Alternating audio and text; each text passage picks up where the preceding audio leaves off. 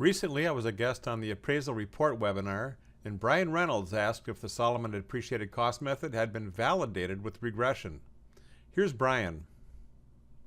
Scott, on this slide that you have up here now, where you've concluded 59.50, and I know you're rounding that to $60.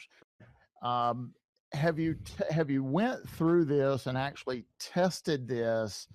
What I do when I measure a house and I calculate by hand, the house is only one size. You're going to get the same answer no matter how you chop it up and calculate it out. I'm just curious if you've went through this and you've gotten the 59.50 as you have on the screen here. Have you tested that by maybe running a regression sample? I know you need a good sampling, a regression sample, or maybe the traditional pairing method, have group sales. Have you done something else that has kind of given you a litmus test, if you will, with your 59.50 here?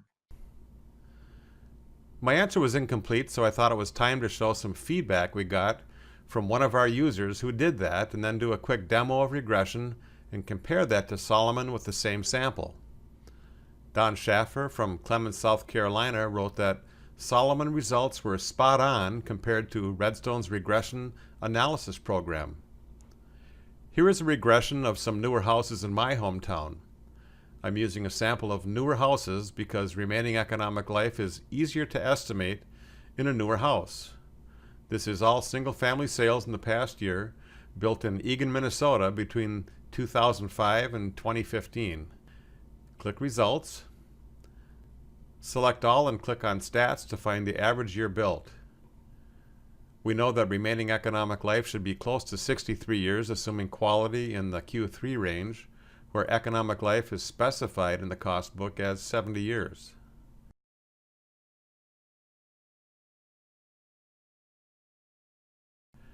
Click Export and open the spreadsheet.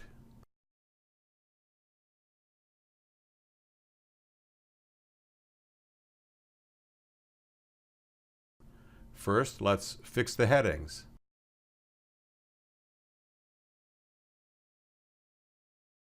Next, we need to have the price column to the right of the GLA column. In Excel, the dependent variable is always to the right of the independent variable. Next, grab the columns we need and insert a scatter plot.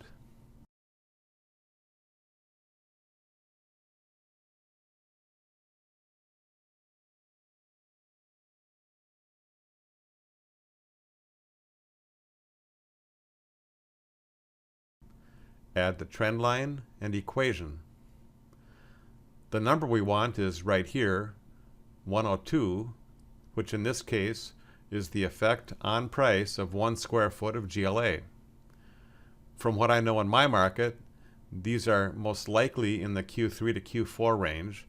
So let's go to Solomon Adjustment and see how close we get to 102 for GLA using zip code 55123, quality between 3 and 4, and 63 years remaining economic life. Solomon says 101 and regression of the MLS data says 102, which is close enough for me, and it saves so much time, plus I get adjustments for more than just GLA. This is closer than expected, but not all that surprising if we look behind the scenes at how Solomon works. We use regression, but instead of sales, we plot total cost of GLA against the quantity of GLA. Grab the columns we need and insert a scatter plot.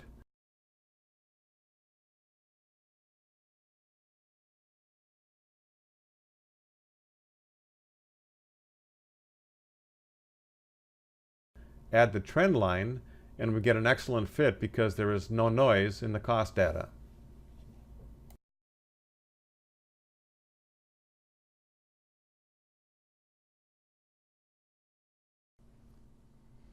Every quantitative method has its pluses and minuses.